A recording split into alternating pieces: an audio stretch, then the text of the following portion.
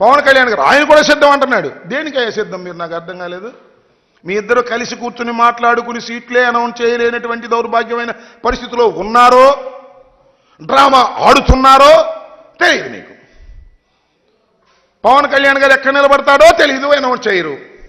చంద్రబాబు నాయుడు గారు 1 నిలబడతాడో 2 నిలబడతాడో తెలియదు. వీళ్ళు సిద్ధం అంట. దేనికయ్యా మీరు సిద్ధం?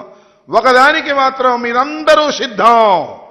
ఎన్నికలు అయిపోయిన తర్వాత తట్ట బొట్ట సర్దుకొని హైదరాబాదు నివాసానికి చేరడానికి అందరూ సిద్ధంగా ఉన్నారు. చంద్రబాబు నాయుడు గారు, పవన్ కళ్యాణ్ గారు, లోకేష్ గారు సిద్ధంగా ఉన్నారు. మూటా ముళ్ళ సర్దుకొని. ఎందుకంటే ఇల్లు కూడా లేనటువంటి రాజకీయవేత్తలు మీరు ఆంధ్రప్రదేశ్లో కాబట్టి లారీకి సరుకెత్తుకొని సర్దుకోవడానికి సిద్ధంగా ఉన్నటువంటి ముఖాలు మీవి అని ఈ సందర్భంగా నేను స్పష్టంగా చెప్పదలుచుకున్నా. నేను అక్కడ చూశా, ఏదో ట్విట్టర్లోనో దీనిలో మేము సిద్ధం అన్నాడు. ఎవరు? పవన్ కళ్యాణ్ గారు ఇలా బొమ్మేసి మేము దేనికేంటి సిద్ధం మీరు? చంద్రబాబు నాయుడిని లోకేష్ని భుజాన్ని వేసుకుని మోయటానికి సిద్ధమా? లేకపోతే ప్యాకేజ్ ఇస్తే ఎత్తుకుపోవడానికి సిద్ధమా? దేనికి సిద్ధం నువ్వు నాకు అర్థం అడుగుతున్నా నేను. ఓ లోకేష్, ఓ పవన్ కళ్యాణ్ గారు, కొనిదెల పవన్ కళ్యాణ్ గారు, దేనికి మీరు సిద్ధం? చంద్రబాబుని భుజాన పెట్టుకుని మొయ్యడానికి సిద్ధమా? పోటీ చేయడానికి సిద్ధమా? ఈ రాష్ట్రంలో ముఖ్యమంత్రి కావడానికి సిద్ధమా? అసలు దేనికి మీరు సిద్ధమో తెలియనటువంటి అగమ్య గోచరంలో ఉండి జగన్మోహన్ రెడ్డి గారు సిద్ధం అన్నారు. మేము సిద్ధం అంటున్నారు. సిద్ధం అనకపోతే జనం కొడతారు కాబట్టి, తిడతారు కాబట్టి సిద్ధం అంటున్నారు తప్ప మీకు సిద్ధం ఎక్కడుంది? పెద్ద అయోమయంలో ఉన్నారు. మళ్ళా మీరు ఓడిపోతామనే భయంతో ప్రయాణం చేస్తున్నటువంటి విషయం చాలా స్పష్టంగా అర్థమవుతుందని కూడా ఈ సందర్భంగా నేను మనవి చేస్తున్నా. కాబట్టి చంద్రబాబు నాయుడు గారి సైన్యం ఈ రకంగా జగన్మోహన్ రెడ్డి గారి మీద బురదలేటటువంటి కార్యక్రమం చేయటమే కాకుండా ఇవాళ జగన్మోహన్ రెడ్డి గారిని ఓడిస్తామని ప్రగల్భాలు పలుకుతున్న మీకు నేను మనవి చేస్తున్నా.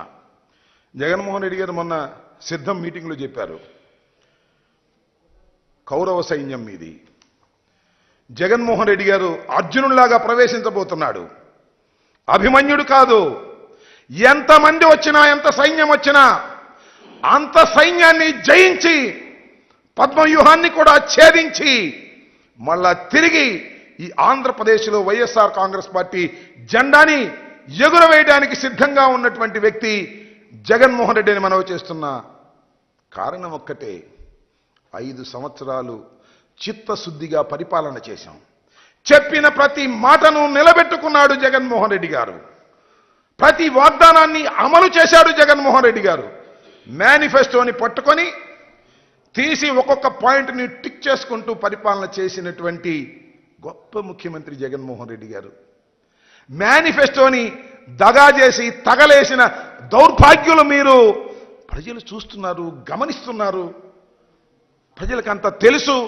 ఓట్లు వేసేటప్పుడు ప్రజలు దాన్ని ఆలోచించి ఓటు వేస్తారు.